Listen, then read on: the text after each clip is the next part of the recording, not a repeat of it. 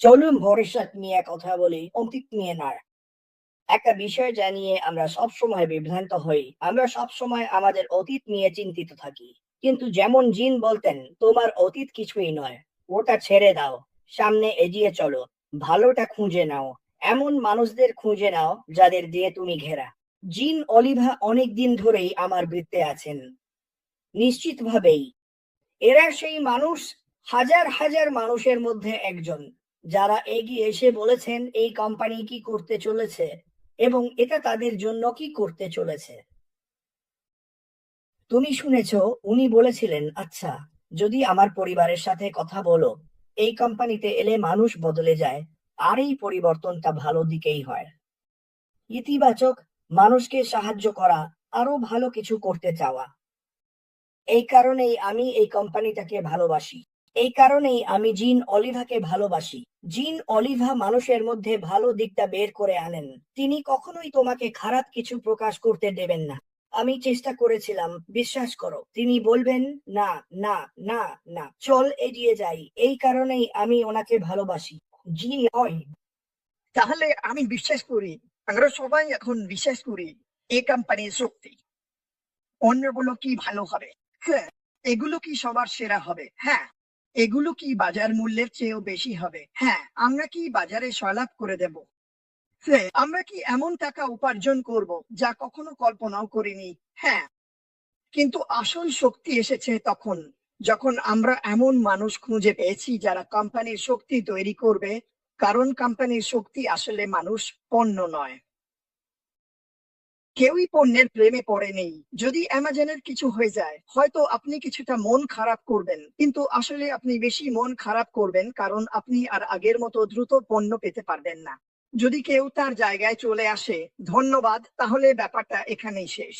আপনি কোনো চোখের জল পড়বে না। আসলে হ্যাঁ, আমি ওনার সঙ্গে দেখা করেছি, আর মজার ব্যাপার হলো আমি অ্যাশের সঙ্গে যোগাযোগ করেছিলাম। আমি জানি না সেটা ওই দিন ছিল নাকি কয়েক ঘন্টা পর। আমি বললাম, অ্যাশ, এটা দেখো। আর আমি যখন ওকে বলছিলাম তখন ও বলল, কে? জিন অলিভা। আমি বললাম, হ্যাঁ। ওহো, হ্যাঁ, হ্যাঁ, হ্যাঁ, হ্যাঁ। তাহলে আমরা, স্বাভাবিকভাবেই আমি ওনাকে দেখার পর সত্যি বলতে খুব চেয়েছিলাম উনি এতে যুক্ত হন এবং সবকিছুতে থাকেন। জানি উনি একটু অন্তর্মুখী, অনেকেই এটা বলে। কিন্তু একটা কথা জিন বলেছিল, এখানে সবাই বলেছে, আর এটা সত্যি, আমি এখানে এসেছিলাম ধন সম্পদের জন্য, কিন্তু যে সম্পদ আমি পেয়েছি সেটা আমার পরিকল্পনায় ছিল না। আমি জানতাম না যে আসল সম্পদ ছিল একটা প্ল্যাটফর্ম তৈরি হয়েছিল। আমি বিশ্বাস করি এখানে যা ঘটে তা হলো, আমরা যখন ছোট ছিলাম তখন আমাদের কোনো সীমা ছিল না। মাঠটা ছিল একেবারে খোলা। আমরা যতদূর খুশি দৌড়াতে পারতাম। তুমি চাইলে ফায়ারম্যান হতে পারো, তুমি চাইলে মহাকাশচারীও হতে পারো, তুমি চাইলে আমেরিকার প্রেসিডেন্টও হতে পারো, তুমি যা হতে চাও তাই হতে পারো। তোমার কোনো সীমা নেই। তারপর জীবন এসে একটু একটু করে তোমার ডানা ছেঁটে দেয়, আর তোমাকে একটা ছোট কোণায় আটকে রাখে। এখন তুমি বলো, আরে আমার তো এমন হয়নি। আসলে হয়, আমাদের সবার সাথেই হয়। এই কোম্পানি এমন একটা প্ল্যাটফর্ম তৈরি করেছে যেখানে তুমি 100% নিজের মতো থাকতে পারো। এই কোম্পানি এমন একটা প্ল্যাটফর্ম তৈরি করেছে যেখানে তুমি 100% নিজের মতো থাকতে পারো। আমি কখনো কাউকে এমন কিছু করতে উৎসাহ দিই না যা তার নিজের স্বভাবের সঙ্গে মেলে না। এটা এটা চলবে না। মানুষ সেটা বুঝে ফেলে। তুমি জানো এমএলএম কেন ব্যর্থ হয়? কারণ তুমি যখন কারো কাছে যাও তখন তুমি নিজেই ব্যর্থতার অনুভূতি নিয়ে যাও, আর তারা বুঝে ফেলে তুমি এমন কিছু করছো যা তুমি আসলে করতে চাও না। তুমি এমন কিছু বিক্রি করছো যা হয়তো তোমার নিজেরই পছন্দ নয়। তুমি এমন লোকেদের সঙ্গে কথা বলছো যাদের সঙ্গে তুমি স্বচ্ছন্দ নও, যাদের তুমি চেনো না, আর তুমি এমন একটা স্ক্রিপ্ট পড়ছো যা তুমি কোনোদিনও বলতে না। কিন্তু শোনো, আমি বলি কি হতে যাচ্ছে। এটাই হয়েছে। এই কোম্পানি ভালোবাসা ভাগ করে নিয়ে 1 মিলিয়ন মানুষের শক্তি পেয়েছে। আমি কিভাবে জানি? আমরা এখন পর্যন্ত একটা জিনিসও বিক্রি করিনি। তুমি বলো তো, যখন আমরা ভালোবাসা, পণ্য আর এআই একসাথে মিশিয়ে দিই, আর মানুষকে তাদের 100% হওয়ার সুযোগ দিই, তখন আমি তোমাকে একটা প্রশ্ন করি, পৃথিবীর আর কোথাও কে এটা করবে? কেউ না।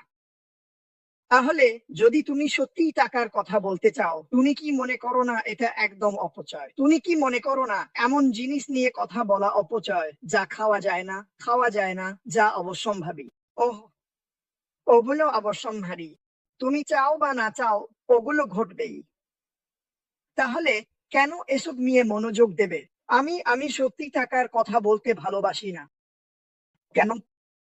আমি টাকার কথা ভাবতে ভালোবাসি না, ভাবতে চাই না, কারণ আমার অনেক আছে বা যথেষ্ট নেই। ভাবতে চাই না, আমি শুধু জানতে চাই যদি আমি কারো পাশ দিয়ে হাঁটি আর তারা সাহায্য চায়, আমি যেন তাদের সাহায্য করতে পারি। আমি সেটা করতে পারলে আমি একজন ধনী মানুষ, আমি খুবই ধনী একজন মানুষ। কিন্তু যেখানে আমি সত্যিকারের সম্পদশালী হয়েছি, আমি আনপ্যাসিভের মাধ্যমে হয়েছি, সেটা হলো এই প্ল্যাটফর্ম। মানুষদের সঙ্গে দেখা করা, নতুন মানুষদের নিয়ে আসা।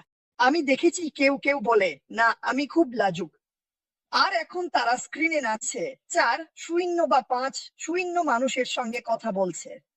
ওরা ওরা নিজেদের মতো প্রকাশ করছে এবং এমন একজন হয়ে উঠছে যাকে হয়তো তাদের পরিবারও চিনতে পারবে না। কেন? কারণ আপনি সেই নারী বা পুরুষকে নিয়ে গিয়ে আবার 5 6 7 বছর বয়সে ফিরিয়ে দিয়েছেন, দরজাটা খুলে দিয়েছেন। আকাশী সীমা।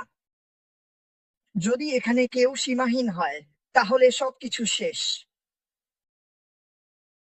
যখন আপনি জানেন কোনো সীমা নেই, আপনি যখন চাইবেন তখন যেভাবে চাইবেন সেভাবে নিজেকে গড়ে তুলতে পারবেন, এটাই সবচেয়ে বড় উপহার।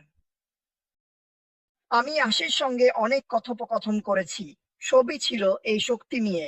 যখন আপনি এমন মানুষদের একত্রিত করেন যারা নিজেদের মতো করে নিজেদের প্রকৃত রূপে বাঁচতে পারে, তখন কি ঘটে? আফ্রিকা, বাংলাদেশ, ভিয়েতনাম, আরো কত দেশ, ওহো আমার ঈশ্বর!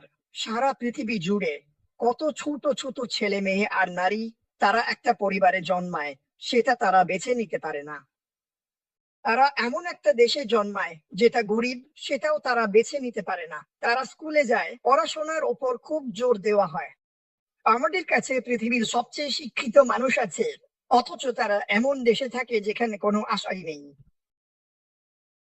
তাই যেমন ক্রিস বলল, আমার কোনো পেছন ফিরে তাকানোর দরকার নেই, আমাকে সামনে তাকাতে হবে। এই মানুষগুলোকে ধরে বলতে হবে, দেখো, যখন রাতে সেই খাটে মাটির মেঝেতে শুয়ে ছাদের দিকে তাকিয়ে ভাবো আমার কোনো আশা নেই, তখন জেনে রাখো আশা আসছে। আমরাই সেই আশা, আর আমাদের পেছনে আছেন ঈশ্বর। তোমাকে একটা প্রশ্ন করি, তুমি ধরো 2 million, 3 million, 10 million, 5 million, 100 million মানুষ যাদের হৃদয় দিয়ে তৈরি করা হয়েছে, আর তারা একটা এআই কোম্পানিতে গড়ে বাজারের চেয়ে বেশি মূল্যবান। তুমি নিজেকে জিজ্ঞেস করো, তুমি কি মনে করো কি হতে পারে, কি হতে চলেছে? তোমার টুপি ধরে রাখো, আমি তোমাকে বলছি এটা। আর আর যদি তুমি এখনো এটা দেখতে না পাও, ঈশ্বর তোমার মঙ্গল করুন। কিছু একটা ঘটেছে, এটা খুবই স্পষ্ট। আর দেখো না, আমি তো এখানকার, আমি পারবো না, আমি পারছি না। আমার মনে হয়েছিল হেনরি ফোর্ড বলেছিলেন, তুমি সব সময় 100% একদম 100%। যদি তুমি বিশ্বাস করো তুমি পারবে, তাহলে তুমি পারবে। যদি তুমি বিশ্বাস করো তুমি পারবে না, তাহলে তুমি পারবে না। আর আমি এটা খুব অল্প বয়সেই শিখেছি, হ্যাঁ খুব অল্প বয়সেই। আমি ওয়েলকাম ব্যাক কটলার ক্লাসে ছিলাম, আমি ছিলাম সেই সুইট হব। আসলে আমি তো ক্লাসরুমের সামনেও যেতে পারতাম না। কিন্তু যখন আমি বাস্তব জীবনে এলাম, বিয়ে করলাম, আর সন্তান হলো, তখন বুঝলাম একমাত্র যার ওপর আমি ভরসা করতে পারি সেটা আমি নিজেই। আর যদি আমি চেষ্টা করার আগেই নিজের সামনে সীমা টেনে দিই, তাহলে কোনোদিনও পারবো না। আর আমি বুঝতে পারলাম আমরা নিজেরাই নিজেদের সীমাবদ্ধ করি, কারণ আমরা চিন্তা করি অন্যরা আমাদের সম্পর্কে কি ভাববে। আমি তোমাদের একটা কথা বলতে চাই, আমি অনেক অনেক ফরচুন 500 কোম্পানির সিইওর সঙ্গে দেখা করেছি। আমি জানি তোমরা আমাকে দেখে ভাবছো একদম অসম্ভব। হ্যাঁ, আমি সব সময় এমন দেখাতাম না, আর সব সময় এমন পোশাকও পরতাম না। কিন্তু আমি যখন মিটিং এ থাকতাম আর চারপাশে তাকাতাম, জানো আমি কি দেখতাম? একটা ভীতু ছোট ছেলে যে আসলে আমার মতোই একই চিন্তা আর ভয় নিয়ে লড়ছিল।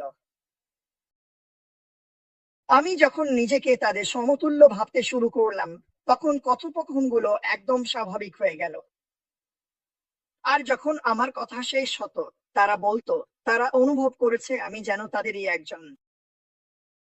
যদিও আমার হাঁটু কাঁপছিল, প্যান্টে পায়খানা হয়ে যাচ্ছিল, হয়তো দুবার প্রস্রাবও হয়ে গেছে, কিন্তু বাস্তবতা হলো বাইরে থেকে আমি দেখাতাম আমি যাকে হতে চাই, তার মতোই কথা বলবো, তার মতোই হাঁটবো, আর আমি হব সেই মানুষ যাকে আমি হতে চাই। আর আমি তোমাদের একটা কথা বলতে চাই, তুমি এটা 1000 বার শুনেছ, নিজেকে এমন মানুষের মাঝে রাখো যারা তোমার চেয়ে ভালো। তোমার অহংকার ছেড়ে দাও, তোমার সেরাটা বের করে আনার জন্য মানুষকে কাজে লাগাও। কারণ তুমি যদি নিজেকে চ্যালেঞ্জ না করো, তাহলে যেমন চলছে তেমনই চলবে বলে কিছু নেই। তুমি যদি স্থির থাকো তাহলে আসলে পিছিয়ে যাচ্ছ। মানুষের সঙ্গে কাজ করো, মানুষকে সাহায্য করো। আর আমি বলি কি, কয়েক বছর আগে আমি আর ক্রিসমাসে অনেক কিছু দান করতাম, বিস্তারিতটা গুরুত্বপূর্ণ না, কিন্তু দান করার আনন্দই ছিল সবচেয়ে বড় ব্যাপার। আমি ছিলাম। এখন আমি বুঝি কেন সান্তা ক্লজ এত বড়, মোটা আর হাসি খুশি। দান করা অসাধারণ, এটা সত্যি অসাধারণ। আরেকটা কথা, কয়েক সপ্তাহ আগে জিন আমাকে দেখতে এসেছিল। আমার স্ত্রী এখানে ছিল, আর আমার মনে হয় আমার মেয়েও ছিল, আমি ঠিক জানি না। যাই হোক, সে ঘরে ঢুকল। এখন এখন একটু থামো। হ্যাঁ, সে খুব সুন্দরী একজন নারী, এটা তো বেশ। তুমি যদি রে চার্লস না হও, তাহলে এটা না বোঝার উপায় নেই। কিন্তু সে ঘরে ঢুকে 30 সেকেন্ড কথা বলার পর চেয়ারে বসে আমি তাকিয়ে বললাম, ওহো আমার ঈশ্বর, এ তো আমার অন্য বাবার বোন। সে কয়েক সেকেন্ডেই পরিবারের একজন হয়ে গেল। ও আর ডন এমন ভাবে কথা বলছিল যেন তারা আজীবন একে অপরকে চেনে। এটাই জিনা অলিভা, এটাই আমি। শোনো, তোমাদের অনেকেই এমন, অনেকেই। আমি কি চাই মানুষ আমাকে দেখে কষ্টে ভুগতে, মোটা, বুড়ো, চেয়ারে বসে মরতে দেখুক? না। কিন্তু আমি জানতাম ভেতরে এটা আমি নই। আর প্রতিদিন একটু একটু করে ভালো লাগতে শুরু করলো, আর সেটা প্রার্থনার মাধ্যমে। এখানে একজন নার্সের সহকারী আমাকে জিজ্ঞেস করলো, সে বলল, আমি শুনেছি তুমি প্রার্থনা নিয়ে অনেক কথা বলো। আমি বললাম আমি আশীর্বাদ প্রাপ্ত। সে বলল, কেন? যদি তুমি কাউকে তোমার জন্য প্রার্থনা করতে বলো, আমি তাকে জিজ্ঞেস করলাম, তাহলে কতজন তোমার জন্য প্রার্থনা করবে? সে বলল, যদি আমার পরিবারকে ধরি, হয়তো 25 জন। আমি বললাম, তুমি কি কল্পনা করতে পারো 2.5 লাখ মানুষ? আমি বুঝতে পারছি না তুমি কি বলতে চাও। আমি বললাম, একটা ফুটবল স্টেডিয়ামের 5 গুণ কল্পনা করো। যখন আমি প্রার্থনার জন্য বলি, তখন এত মানুষ ঈশ্বরের কাছে আমার জন্য প্রার্থনা করেন। না, এটা কোনো মজা নয়। কারণ এখানে বা এমনকি হাসপাতালে এমন রাত ছিল যখন আমি ভেবেছিলাম সবাইকে বিদায়। তবুও আমি এখন অনেক ভালো আছি। সবকিছু ঠিক আছে, কিন্তু মনে রেখো, এটা মানুষের জন্যই সম্ভব হয়েছে।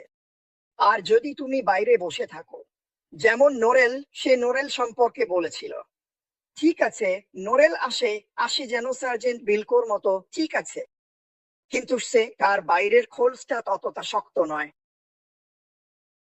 মানে, দু একটা ছোট্ট চাপ দিলেই তুমি নরম চকোলেটের ভেতরে পৌঁছে যাবে, ঠিক আছে, কিন্তু তার মনটা অনেক বড়। পর্দার আড়ালে সে আমাকে এতটা সাহায্য করেছে যা কেউ কল্পনাও করতে পারবে না। সে আমাদের দেশের জন্য অনেক চিন্তা করে, কিন্তু সে এই কারণেই, এটাই আমি নোরেলকে জানাতে চাই, তোমার দেশ আসলে পুরো পৃথিবী। ওরা আসবে, নোরেল। মানুষ আসতে চাইবে, আর তারা এমন একজনকে খুঁজবে যার নাম নোরেল ওয়ারকন। একই কথা একইভাবে ক্রিসের ক্ষেত্রেও, একইভাবে জিনা অলিভার ক্ষেত্রেও। তুমি জানো আমি শোনো, আলোটা অন্যদের ওপর ফেলো, তার প্রতিফলন তোমাকে অন্ধ করে দেবে। তুমি যদি সবাইকে তোমার ভালোবাসা আর যতটা পারো দাও, তাহলে তুমি যা চাও সবই পাবে। এই বিনিয়োগের লাভটা অবৈধ। এটা অবৈধ। তুমি যা কিছু আছে সব দাও, যতটা পারো মানুষকে সাহায্য করো, আর বিনিয়োগের লাভ তোমাকে অবাক করে দেবে। যাই হোক, আমার আসলে বলার কিছু ছিল না, তবুও বলে ফেললাম। কিন্তু তোমাদের সকলের প্রার্থনার জন্য ধন্যবাদ। আর আর হ্যাঁ, আমাদের একটা বড় পরিবার আছে। আর যেমনটা দেখতে পাচ্ছ, আমার ভেতরে অনেক জমে থাকা এনার্জি আছে। আর যখন আমি এখানে বের হই, তখন দেখো কেমন পাগলামি হয়। আমরা করতে যাচ্ছি। যখন অ্যাশ বলবে চল, তুমি চাও বা না চাও, আমি অন্তত কয়েক লাখ মানুষকে আমার সঙ্গে টেনে নিয়ে যাব। আর আমরা মজা করব। যাই হোক, ধন্যবাদ। ধন্যবাদ ভাই, উপস্থিত থাকার জন্য। জিন অলিভা, উপস্থিত থাকার জন্য ধন্যবাদ। আমি তোমাকে কৃতজ্ঞতা জানাই। যেমন তুমি আগুনটা জ্বালিয়ে রাখো, ঠিক সেভাবেই চালিয়ে যাও। আর আমরা সবাই, ঠিক যেমন অলিভার বলেন, আমরা সবাই ঠিক থাকবো। এটাই এটাই তোমার মাথায় রাখতে হবে। এখন যা হচ্ছে, যা করা হচ্ছে, ওম যা কিছু চলছে আর তুমি দেখছো না, সবকিছুই আমাদের জন্য। ভবিষ্যৎ অনেক। তুমি আজকে আয়ের বিভিন্ন উৎস সম্পর্কে কথা বলতে শুনেছ। তাহলে তোমার সামনে থাকবে একাধিক ভবিষ্যতের পথ। তুমি যা চাইবে, যেমন চাইবে, করতে পারবে। হোক সেটা সেই ব্যবসা যা তুমি সব সময় করতে চেয়েছো, কিংবা লেকের ধারে ছোট্ট একটা বাড়ি। ওসব তোমার কাছে আসছে। তোমাকে শুধু অ্যাশ মুফারিককে তার কাজ চালিয়ে যেতে দিতে হবে। আর সে খুশি। সে তোমাদের প্রত্যেককে ভালোবাসে। আমি এটা বলতে পারি কারণ আমি তার সঙ্গে কথা বলি। সে তোমাদের প্রত্যেককে ভালোবাসে। সে কি কিছু লোকের উপর রেগে যায়? আমি মনে করি না সে রাগ করে, কিন্তু সে সব সময় বোঝে না কিছু মানুষ কি ভাবে। আর আর আর আমি তাকে বলি আমার যা মনে হয়। আমি ভাবি না। আমি তোমাকে তোমার কাজ করতে দিচ্ছি। আমি জানি তুমি ঠিক কি করতে হবে সেটা জানো। আমার কোনো ধারণা নেই